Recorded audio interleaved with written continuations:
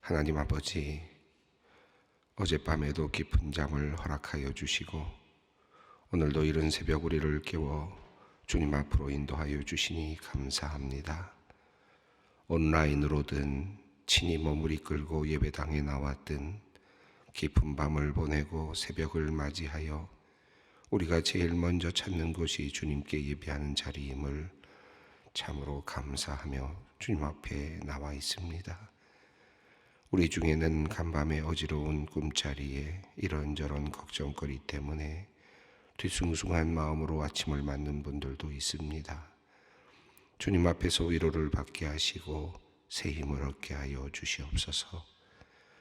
불안하고 염려스러운 마음으로 새벽을 여는 사람들에게는 진실하신 신실하신 주님께서 오늘 하루 친히 동행하여 주시며 주님의 자비하심으로 모든 어려움과 문제들을 덮어 주시옵소서. 주님, 오늘 하루도 주님께 의탁합니다. 우리 모두에게 하루를 살아갈 힘과 용기를 주시고 마음의 기쁨과 평안을 내려 주시옵소서. 때와 시간의 주인이신 하나님, 우리에게는 늘 기도의 제목들이 있습니다. 오늘 이 시간에도 주님께 올려드리는 우리의 기도의 제목들이 많이 있습니다. 이 중에는 몇 년째 오랫동안 응답을 바라며 간구하는 기도의 제목도 있고 긴급한 도움의 손길을 호소하는 기도의 제목도 있습니다. 주님, 우리는 연약한 존재인지라 주님의 응답이 더디게 느껴지게 될 때면 지치고 또 힘이 빠지곤 합니다. 주께서 기도에 임하는 모든 성도들에게 주님의 약속에 대한 깊은 신뢰를 허락하여 주시고 주님의 때에 반드시 응답되리라는 확신을 허락하여 주시옵소서. 우리가 알거니와 하나님을 사랑하는 자 곧 그 뜻대로 부르심을 입은 자에게는 모든 것이 합력하여 선을 이루느니라는 말씀처럼 때로는 원하는 응답을 듣지 못할지라도 더욱 큰 선을 기대하게 하여 주시고 때로는 응답이 지연된다 할지라도 끝까지 포기하지 아니하고 주님 앞에 나와 간구할 수 있는 인내와 끈기를 허락하여 주시옵소서. 하나님, 인생의 가장 어려운 순간을 맞이하여 두려움과 공포 속에서 시간을 보내는 이가 있습니다. 너무 큰 풍랑이 덮쳐와 정신을 차릴 수조차 없는 상황을 보내는 이들이 있습니다. 하나님, 인생의 위기 가운데서 하나님께 더욱 가까이 나아가는 은혜가 있게 하시고 인간 인생의 모든 문제들을 다시 새롭게 하는 새로운 출발의 은혜가 있게 하여 주시옵소서. 무엇보다도 믿음을 단단하게 하여 주시옵소서. 풍랑을 보고 좌절하기보다 풍랑 가운데 평안을 누리고 계시는 주님 바라보며 새 힘과 용기를 얻게 하여 주시옵소서. 하나님, 소망교회 다음 세대를 위해 기도합니다. 이 세상은 점점 악해지고 있습니다. 세상의 지식은 하늘을 찌를 듯 끝없이 높아지고 있고 사탄의 영향력은 여전히 강력하며 마치 영원할 것처럼 보입니다. 우리 어린이들과 청소년들은 소돔과 고모라와 같은 세상의 거칠고 메마른 문화 속에서 살아가고 있습니다. 하나님, 우리가 이 땅에 존재하는 이유는 주님을 알고 주님을 섬기며 주님께 영광을 돌리는 존재로 살아가기 위함이오니 우리의 다음 세대가 주님을 향한 신앙을 잃어버리지 않고 하나님을 아는 지식과 감각을 잃어버리지 않도록 도와주시옵소서. 대대로 주님을 섬기는 가정이 되기를 원합니다. 대를 이어 주님께 영광 돌리는 가문들이 되기를 원하오니 우리의 각 가정의 다음 세대들을 주님께서 주님의 장중에 굳건히 붙들어 주시옵소서. 신앙의 부모들을 위해 기도합니다. 우리 신앙의 부모들이 신앙을 자녀들에게 잘 전달할 수 있기를 원합니다. 우리의 부족함으로 인하여 아이들의 신앙이 약해지거나 사라지는 일이 없었으면 좋겠습니다. 그러하오니 주님, 우리 부모들이 깊은 사랑으로 아이들을 대하게 하시고 부모의 부족한 모습이 아이들에게 전가되지 않도록 성령께서 지켜 주시옵소서. 늘 기도하는 부모가 되게 하시고 삶의 모범, 신앙의 모범을 보여주며 자녀들에게 존경받는 부모가 되게 하여 주시옵소서. 이 시간 전 세계에 흩어져 있는 소망의 식구들과 그들의 후손들을 기억하며 기도합니다. 주님, 그들이 어디에 있든지 무엇을 하든지 주님께서 그들을 지켜주시며 보호하여 주시옵소서. 이들을 통하여 하나님의 나라가 확장되기 원합니다. 초대교회에서 복음이 퍼져나갔던 것처럼 이제 이들이 세계 곳곳에서 하나님 나라의 질서를 세우는데 거룩한 도구가 되게 하여 주시옵소서. 부모님들이 혹은 할아버지, 할머니가 소망교회를 섬기며 주님께 헌신한 그 헌신이 흩어진 모든 자녀들에게 큰 복으로 돌아가게 하시고 멋진 열매대로 나타나게 하여 주시옵소서. 소망의 성도들을 위해 기도합니다. 어제 담도암 수술을 받은 권사님의 회복을 위해 기도합니다. 모든 악한 세포들이 완전히 제거되고 건강한 모습으로 돌아오길 기다립니다. 빠른 회복과 온전한 회복 주님께서 선물로 내려주시옵소서. 주님의 세밀한 세우심과 은혜를 경험하는 복된 시간 되게 하여 주시옵소서. 이전에 심장 판막 수술을 받으셨던 집사님의 온전한 회복을 위해 기도합니다. 당시 수술이 잘 되었고 모두 수월하게 회복되리라고 굳게 믿고 있었는데 지난 회복 과정 중에 심장 쇼크와 폐에 물이 차는 합병증, 뇌경색까지 발병하여 가족들의 마음이 무너져 내리는 순간들이 있었습니다. 지금도 여러 증상이 수시로 나타나고 무엇보다도 소화기관을 비롯한 온몸의 기력이 쇠해져 있어 약도 잘 받아들이지 못하는 상태입니다. 전능하신 하나님, 하나님께서 사랑하시는 우리 집사님의 몸을 친히 만져주시고 깨끗게 하여 주시옵소서. 속히 온전한 몸으로 돌아오게 하시고 잘못된 모든 장기와 기관들을 주님께서 바로 잡아 주시옵소서. 속히 나음을 받아 주님께 영광 돌리며 주님의 살아계심을 증거하는 집사님과 그의 가족들 되게 하여 주시옵소서. 하나님, 이제 말씀 앞으로 나아갑니다. 생명의 말씀 통해 우리의 영혼과 육체가 새로운 힘을 얻게 하시고 말씀 의지하여 이 하루 복되고 아름답게 살아내게 하여 주시옵소서. 우리 주 예수 그리스도의 이름으로 기도드리옵나이다. 아멘. 오늘 주님의 말씀 마가복음 6장 6절 하반절부터 13절까지 말씀입니다. 마가복음 6장 6절 하반절부터 13절까지 말씀 함께 봉독하겠습니다. 이에 모든 촌에 두루 다니시며 가르치시더라. 12제자를 부르사 둘씩 보내시며 더러운 귀신을 제어하는 권능을 주시고 명하시되 여행을 위하여 지팡이 외에는 양식이나 배낭이나 전대의 돈이나 아무것도 가지지 말며 신만 신고 두보롯도 입지 말라 하시고 또 이르시되 어디서든지 누구의 집에 들어가거든 그것을 떠나가기까지 거기 유하라. 어느 곳에든지 너희를 영접하지 아니하고 너희 말을 듣지도 아니하거든 거기서 나갈 때에 발 아래 먼지를 떨어버려 그들에게 증거를 삼으라 하시니 제자들이 나가서 회개하라 전파하고 많은 귀신을 쫓아내며 많은 병자에게 기름을 발라 고치더라. 예수님께서 이제 그 혈류병을 앓고 있던 여인을 고쳐주시고 그리고 또 야이로의 딸을 살려주시는 그런 놀라운 역사를 보여주신 다음에 고향으로 가셔서 그곳에서는 도리어 영접을 받지 못하시고 그리고 그들이 믿지 아니함으로 인하여서 그곳에서 어떠한 능력도 제대로 발휘하지 못하셨다라고 하는 그런 말씀이 있었습니다. 이 이야기의 흐름 속에서 굉장히 중요하게 드러났던 것은 바로 믿음의 중요성이었습니다. 예수님의 옷자락이라도 만지면 나으리라 라고 믿고 달려간 여인은 나음을 받았고요. 그리고 또 야이로의 딸이 죽었습니다라는 이야기를 들었을 때 예수님께서는 믿기만 하라, 두려워하지 말고 믿어라 라고 하는 말씀으로 그들을 격려해 주셨습니다.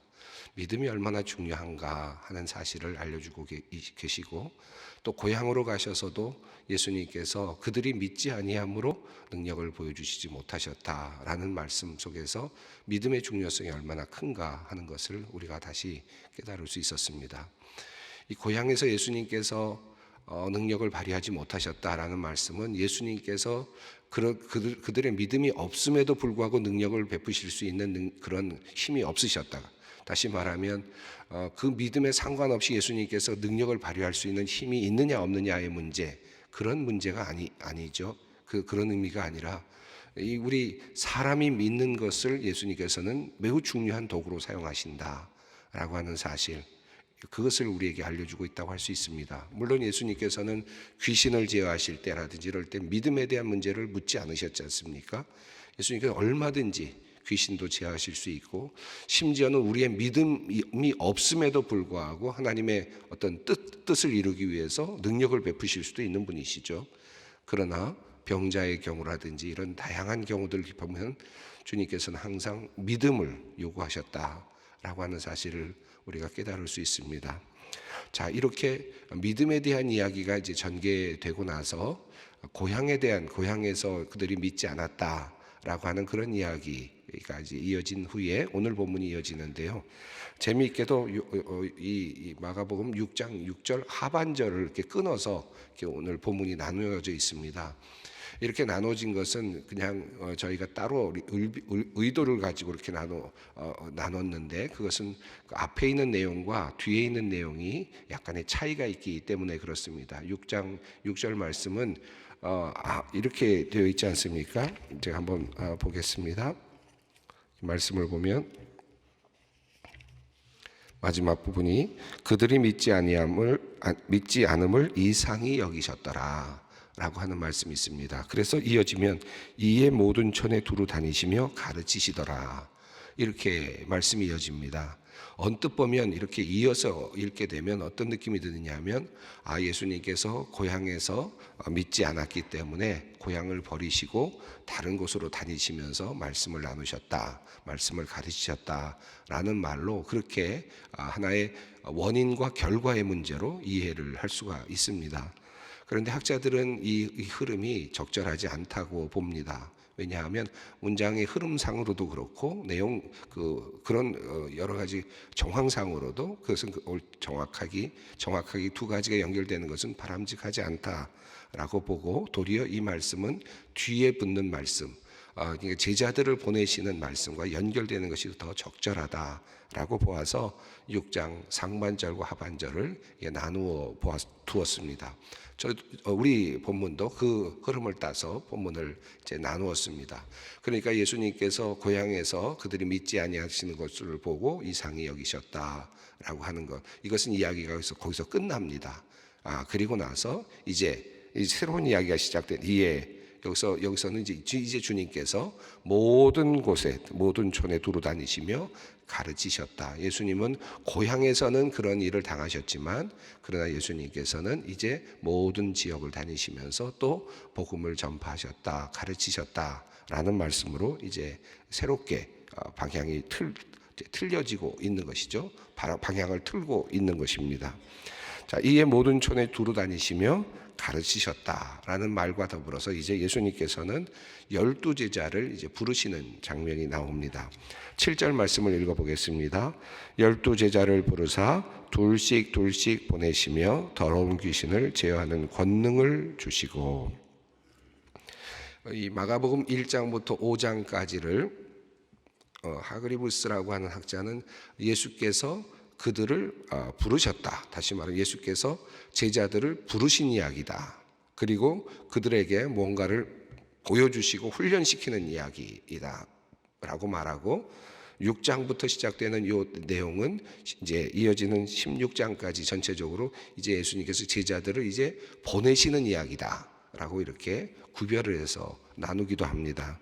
자, 지금까지는 예수님께서 제자들을 부르시는 장면이 나왔습니다. 자, 그런데 이제 예수님께서는 그들을 이제 보내고 계십니다. 12제자를 선택하시는 장면은 이미 나왔는데요. 3장 14절 이후에 나왔던 내용입니다. 제가 한번 읽어보겠습니다. 13절 이후부터인데 3장. 또 산에 오르사 자기가 원하는 자들을 부르시니 나아온지라. 이에 12를 세우셨으니 이는 자기와 함께 있게 하시고 또 보내사 전도하며 귀신을 내쫓는 권능도 가지게 하려 하심이러라.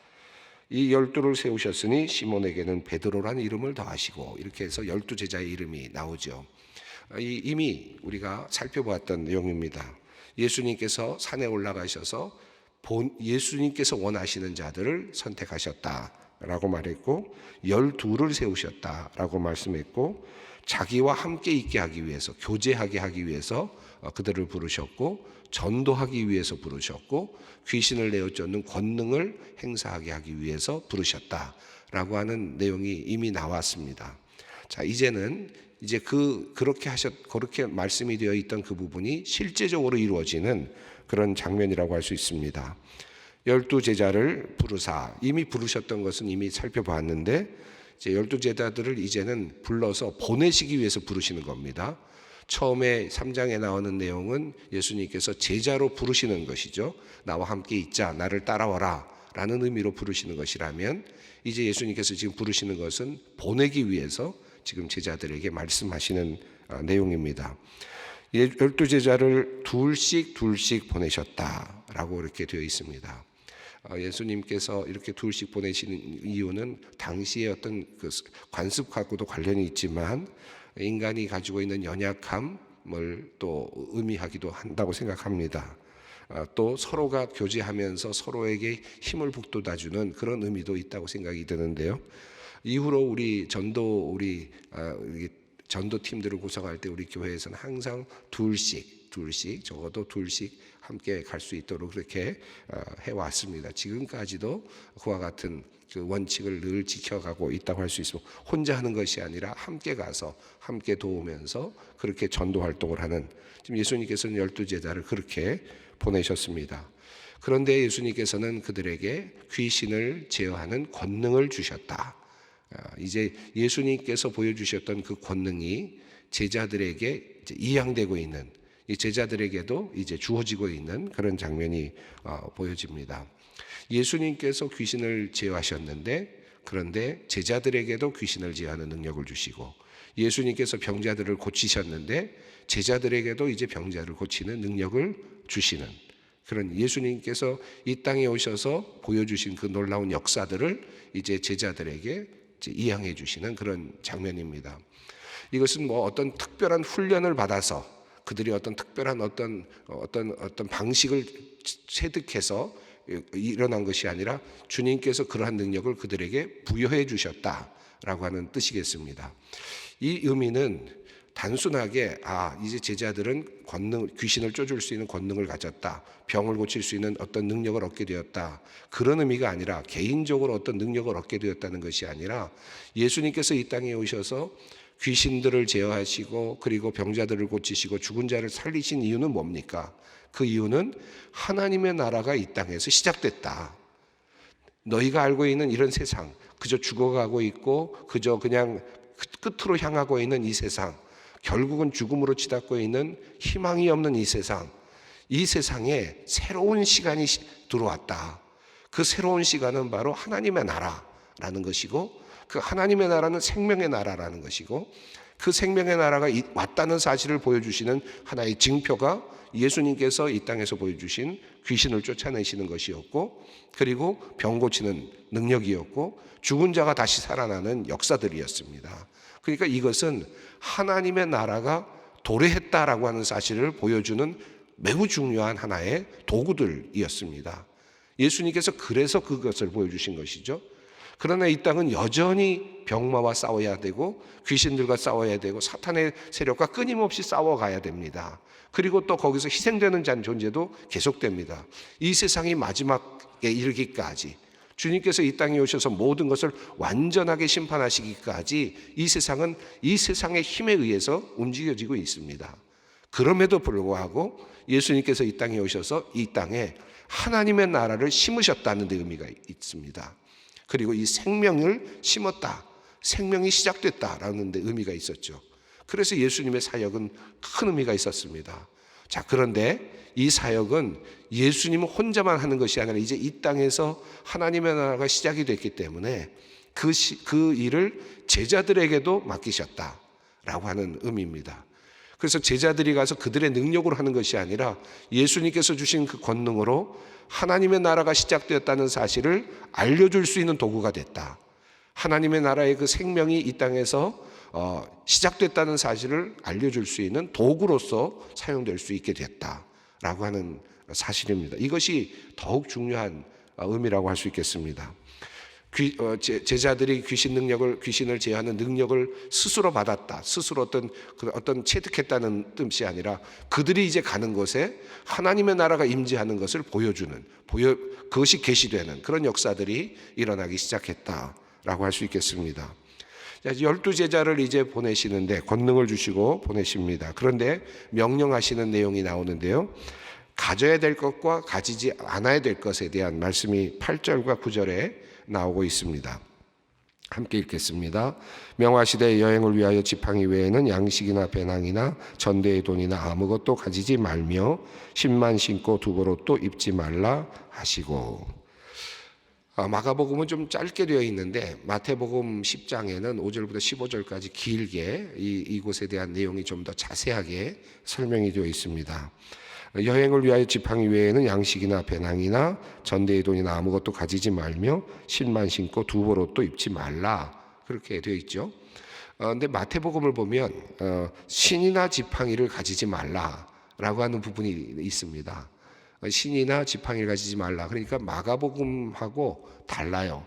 마가복음에는 지팡이 외에는 가지지 말라, 그리고 신만 신고 이렇게 되어 있는데 마태복음에 신이나 지팡이를 가지지 말라, 이렇게 좀 더 과격하게 표현이 되어 있습니다.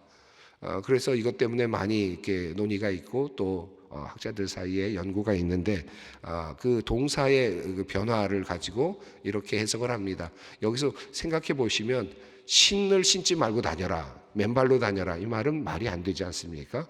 마태복음에 신을 갖지 말라라는 말이 무슨 뜻이냐? 또 신이나 지팡이를 가지지 말라라는 뜻은 어떤 뜻이냐? 신이나 지팡이를 새로 사거나 구입하거나 할 필요가 없다. 지금 있는 신발 그대로, 그리고 지금 가지고 있는 지팡이 그대로 이라는 의미로 마가복음과 마태복음의 그 약간의 서로 다른 하나의 그런 표현들을 이해할 수 있을 것 같습니다. 자, 그래서 마가복음은 네가 지금 가지고 있는 지팡이 하나 외에는 다른 거 아무것도 가지지 말라. 네가 지금 신고 있는 신발 외에는 또 사거나 두 개 이상 사거나 하는 그런 일도 하지 말아라. 두벌 옷도 입지 말아라 라고 말하면서 그저 단순한 모습으로 가라 라고 이렇게 표현하고 있습니다. 이 말씀의 뜻은 무엇입니까? 그러니까 이 말씀의 뜻은 긴급한, 이 지금 하고 있는 일은 아주 긴급한 일이기 때문에 뭐 다른 것도 준비하고 계획하고 복음을 전하는 일을 위해서 여러 가지 생각을 하고 오랜 여행을 위해서 필요한 물품들을 다 축적하고 그럴 필요가 없다. 스스로 네가 준비할 필요도 없다. 그저 복음만 들고 가라라고 하는 그런 의미겠습니다.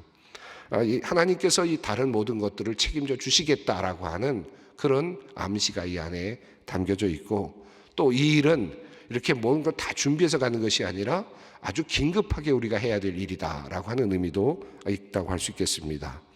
자, 그 다음에 10절부터 11절 말씀 함께 읽어보겠습니다. 또 이르시되 어디서든지 누구의 집에 들어가거든 그곳을 떠나기까지 거기 유하라. 어느 곳에 있든지 너희를 영접하지 아니하고 너희 말을 듣지도 아니하거든 거기서 나갈 때에 발 아래 먼지를 떨어버려 그들에게 증거를 삼으라 하시니. 어느 집에 들어가거든 그 집에 가서 머물러라. 잘 살펴서 어느 집에 딱 들어간 다음에는 더 좋은 집이 있다고 하더라도 그 집에 계속 머물러라. 그런 의미도 함께 포함이 됩니다. 다시 말하면 어떤 한 곳에 머물 때는 한 곳에 유하고, 그리고 또 자기 자신을 영접하지 않을 때는 먼지를 털어버리고 증거를 삼고 나와라 라고 이렇게 이야기를 하고 있습니다. 여기서 중요하게 이야기할 수 있는 그저 하나의 그 중요한 의미는 그들이 이제 나가서 복음을 전할 때 영접하는 것이 있을 것이고 받아들여지는 사람들이 있을 것이고 받아들이지 않는 사람들도 있을 것이다 라고 하는 사실을 알려주고 있습니다. 복음을 전파하는 것이 거부될 수도 있다. 그것을 각오하고 나가라 라고 하는 그런 의미가 있습니다. 그리고 영접을 하는 그런 사람들을 통해서 하나님께서 너에게 부족한 것들을 채워가시겠다 라고 하는 약속도 이 안에 함께 있다고 할 수 있겠습니다. 자, 그래서 제자들이 나가서 복음을 전파하죠. 12절 13절입니다. 제자들이 나가서 회개하라 전파하고 많은 귀신을 쫓아내며 많은 병자에게 기름을 발라 고치더라. 회개하라 전파했다고 되어 있는데 간단하게만 되어 있지만 이것은 앞에 1장 15절에 예수님께서 말씀하신 그 말씀, 하나님의 나라가 가까웠으니 이제 회개하고 복음을 믿으라 라고 하는 말씀에 축약된 그런 표현이라고 할 수 있겠습니다.